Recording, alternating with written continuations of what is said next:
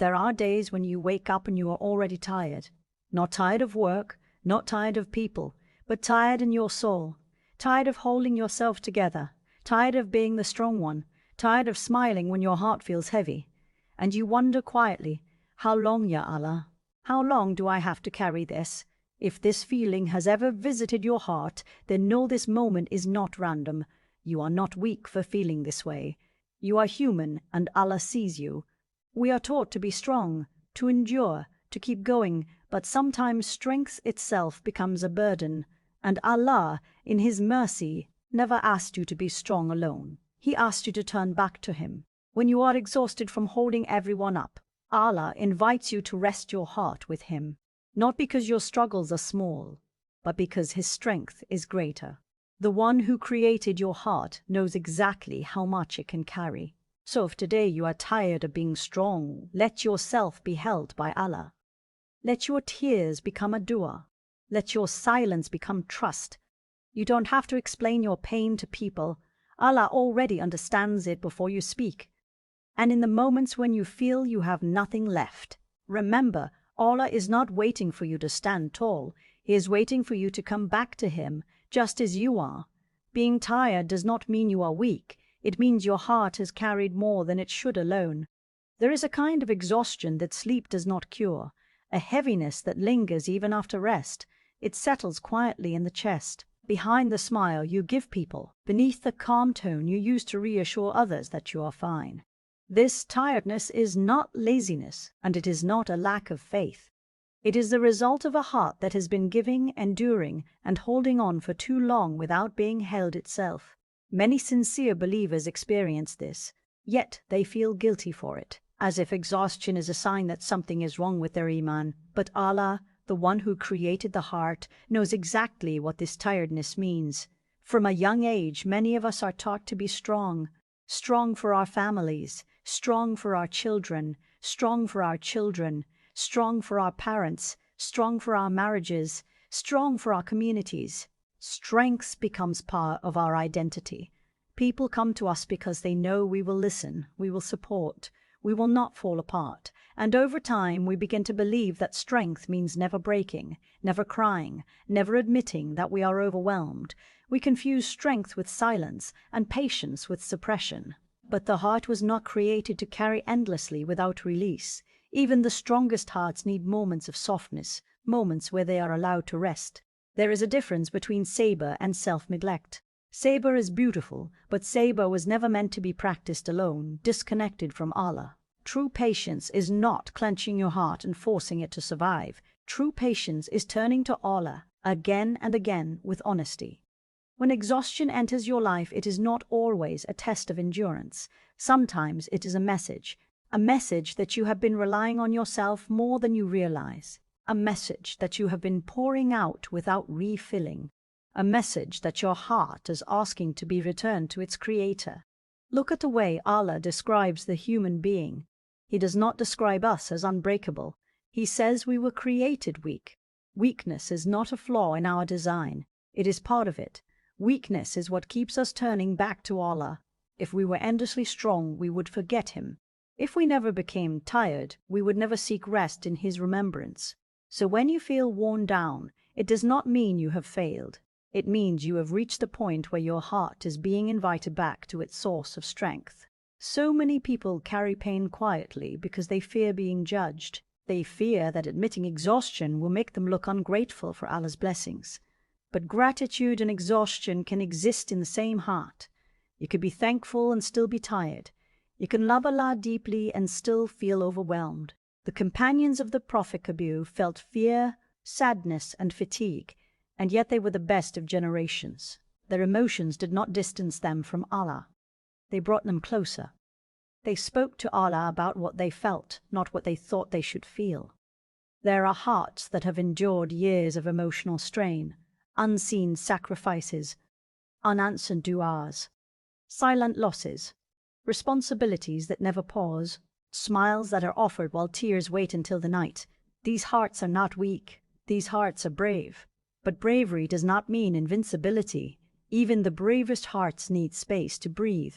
Even the most patient souls need moments of relief. Allah does not ask you to pretend that your burden is light. He asks you to pretend that your burden is light. He asks you to place it with Him. Sometimes the exhaustion comes from being the emotional pillar for everyone else. You become the one who listens, who gives advice, who absorbs other people's pain. Over time, their worries sit inside your heart alongside your own. And because you are used to being strong, you forget to ask who is holding you. You forget to check whether your own heart is being nourished. And slowly, quietly, tiredness builds. This does not make you insufficient. It means you have been generous with your heart. Allah is gentle with exhausted hearts. He does not scold them for slowing down. He does not shame them for needing rest. In fact, Allah draws closer to the broken-hearted. He tells us that He is with those whose hearts are humbled. When you are tired, your heart is softer, more aware of its need. And that awareness is a form of worship. Turning to Allah from a place of need is one of the most sincere acts of servitude. Many people think strength means standing tall at all times, but sometimes strength looks like sitting down and admitting, Ya Allah, I cannot do this alone anymore. Sometimes strength is letting your guard down in sujud, allowing your tears to fall without explanation. Sometimes strength is choosing to rest instead of pushing yourself beyond your limits. The world may celebrate relentless endurance, but Allah honors honest reliance. Exhaustion can also come from trying to control outcomes that were never yours to control. You plan, you worry, you replay conversations, you imagine futures that have not happened yet. Your heart becomes tired not from what is happening, but from what might happen. Allah never asked you to carry the unseen. He asked you to trust Him with it. When you feel drained, ask yourself how much of your energy is being spent on things you were never meant to hold. There is a calm that enters the heart when you realize that you do not have to be strong all the time, that your worth is not measured by how much pain you can endure silently, that Allah loves you not because you never struggle, but because you keep turning back to Him through the struggle. Your exhaustion does not push Allah away. It draws His mercy nearer. When the heart is tired, it often needs gentleness more than motivation. It needs to be reminded that it is allowed to pause, allowed to heal, allowed to ask for help. Allah is not in a hurry with you. He is not counting how many times you fall. He is watching how often you return. And every return, even from exhaustion, is honored. There are moments when you feel you have nothing left to give. And that is exactly when Allah gives on your behalf. When your strength ends, His strength does not. When your patience thins, His mercy remains vast. You were never meant to be the source. You were meant to be the one who connects to the source. Exhaustion is often the moment when that connection is renewed. So be gentle with your tired heart. Speak to Allah about what hurts without filtering your words. Let yourself rest in His remembrance. Release the pressure to appear strong for everyone. You do not have to carry the weight of the world to be worthy in the sight of Allah. Your heart has already done so much, and Allah knows exactly how heavy it has been carrying. Allah never asked you to rely on your strength. He asked you to return to Him. This is a truth that sounds simple, yet it changes everything once it settles into the heart. Many people spend their lives believing that Allah is watching to see how strong they can be, how much they can endure, how long they can survive without breaking. But Allah is not impressed by self-reliance. He is pleased by hearts that recognize their need for Him. From the very beginning, Allah made it clear that human strength was never meant to stand on its own. We were created dependent, not deficient, dependent on His mercy, His guidance, His protection, and His care. When hardship comes, the instinct of many hearts is to tighten their grip, to push harder, to tell themselves they must be stronger. They begin to rely on their planning, their patience, their intelligence, their resilience. And while effort has its place, reliance was never meant to stop there. Allah did not say, carry your burdens until you collapse. He said, call upon me. He did not say, solve everything on your own. He said, put your trust in me. The invitation was always return, not endure alone. One of the most exhausting things a person can do is try to live as if they are self-sufficient. The heart grows tired when it forgets where its true strength comes from. You may notice that the moments you feel most overwhelmed are often the moments you are relying most heavily on yourself. You plan every detail, worry about every outcome, replay every mistake, and fear every possibility.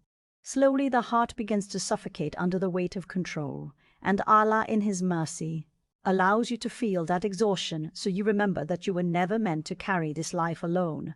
Returning to Allah is not something reserved for moments of complete failure. It is not a last resort when everything falls apart. Returning to Allah is meant to be the constant rhythm of the believer's heart. In ease, you return with gratitude. In hardship, you return with need. In confusion, you return with questions. In weakness, you return with honesty. Allah does not measure your faith by how rarely you struggle, but by how quickly you turn back to Him when you do. Many people delay returning to Allah because they believe they should be stronger first. They tell themselves they will pray once they feel calmer, make dua once they are more focused, reconnect once they are less broken. But Allah does not ask you to come to Him healed. He asks you to come as you are. Your brokenness is not a barrier to Allah. It is often the doorway. The heart that knows it cannot rely on itself is the heart that leans most beautifully on its Lord. The Quran constantly reminds us where strength truly lies, not in numbers, not in plans, not in status, not in effort alone. Strength is from Allah. Victory is from Allah. Relief is from Allah. Peace is from Allah. When you forget this, life feels heavy. When you remember it, even hardship carries a strange calm, because you are no longer fighting to control everything. You are trusting the one who already does. Returning to Allah does not mean your problems immediately disappear. It means your heart is no longer alone inside them. It means you stop asking, "How will I survive this?" and begin asking, "Ya Allah, how do you want me to walk through this with you?" There is a profound difference between carrying a burden by yourself and carrying it while holding on to Allah. The weight may be the same, but the heart feels lighter because it is supported by trust. Sometimes Allah allows you to reach the end of your strength so you finally see the limits of it, not to humiliate you, but to liberate you, to free you from the illusion that you must always be capable, to remind you that the most beloved state to Him is not self-sufficiency, but reliance. When Musa stood at the sea with an army behind him, he did not rely on strategy. He returned to Allah with certainty, and Allah opened a way where none seemed possible. Returning to Allah is an act of humility, and humility is beloved to Him. It is the acknowledgement that I cannot do this without you. That admission is not weakness, it is worship. Every time you say, "Ya Allah, help me," you are fulfilling the purpose of your creation. You are recognizing your place and His, and in that recognition, the heart finds peace. Many hearts feel distant from Allah not because they lack faith, but because they have been trying to carry too much on their own. They pray, but they still rely on their own control. They make dua, but they still hold tightly to outcomes. Returning to Allah means letting go of the illusion that everything depends on you. It means trusting that even when things do not unfold the way you hoped, Allah's wisdom is still active, still precise, still compassionate. Allah does not ask you to understand His plan before trusting Him. He asks you to trust Him even when the plan is unclear.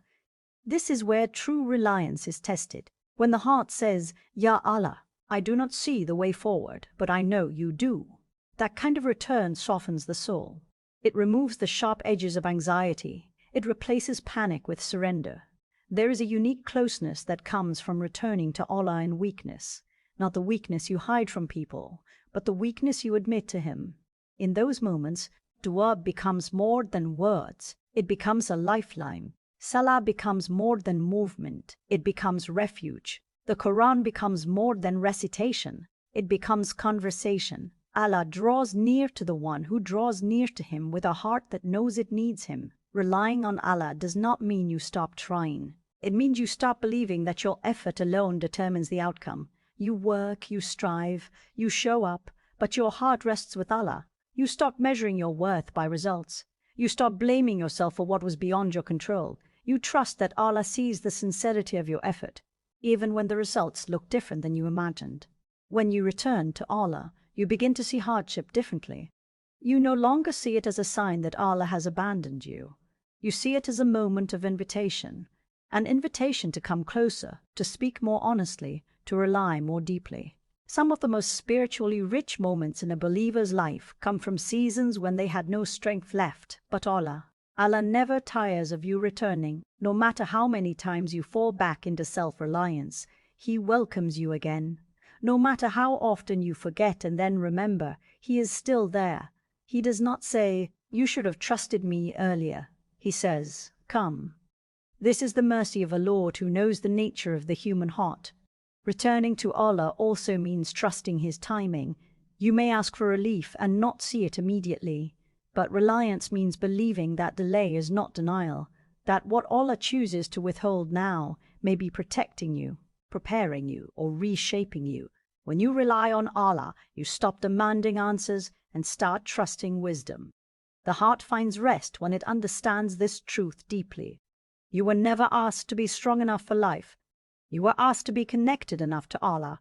And when that connection is alive, even the hardest moments carry a sense of meaning, a sense of companionship, a sense that you are not walking alone.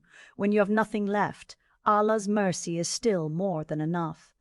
There comes a point in life when the heart feels empty of strength, when patience feels thin, when even hope feels tired. You wake up and wonder how you will get through the day because you feel as if you have already given everything you had. This moment is deeply personal and often very quiet. People around you may not notice anything different. You still show up, still function, still fulfill your responsibilities. But inside, there is a sense of depletion, as if the well has run dry. And it is precisely in this state that Allah's mercy becomes most visible, even if you do not recognize it immediately. Many people believe that Allah's help arrives when they are strong enough to deserve it, when they have done enough, prayed enough, endured enough. But Allah's mercy is not a reward for strength. It is a response to need. When you have nothing left, you are no longer pretending. You are no longer relying on appearances. You are simply a servant standing before their Lord with empty hands and a tired heart. And Allah loves this honesty. He loves the servant who comes to Him not with confidence in themselves, but with trust in His mercy.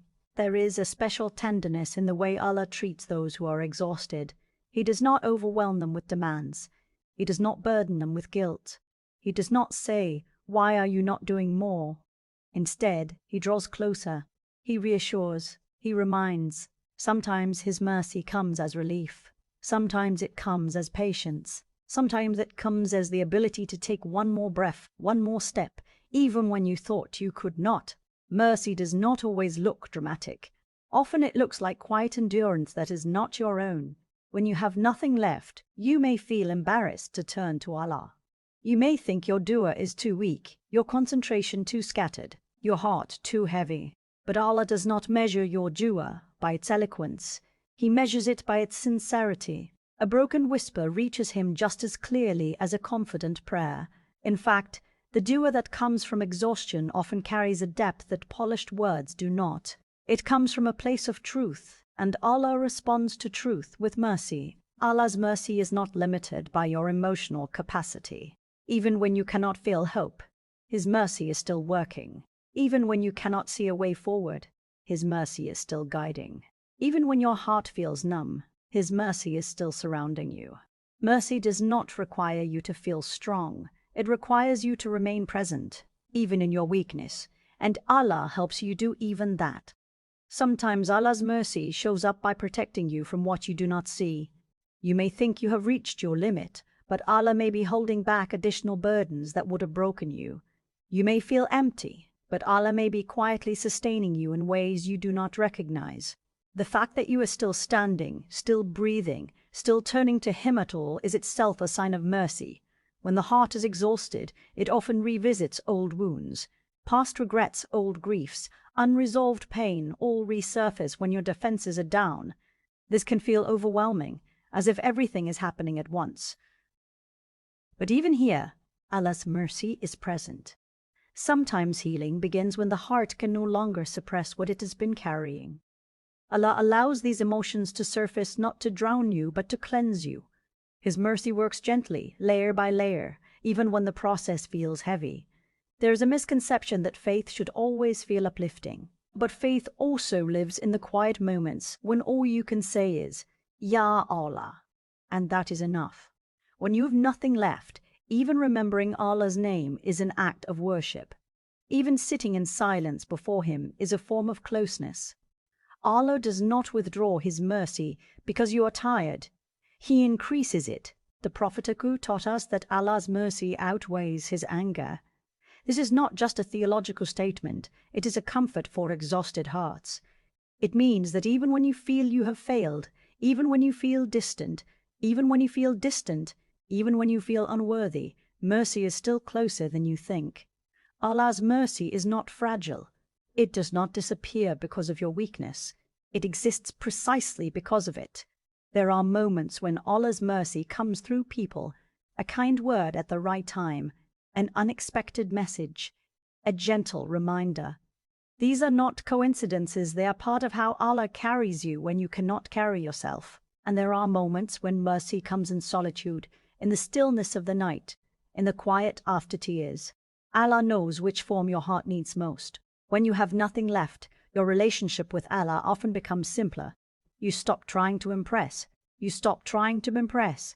You stop trying to be perfect. You stop overthinking.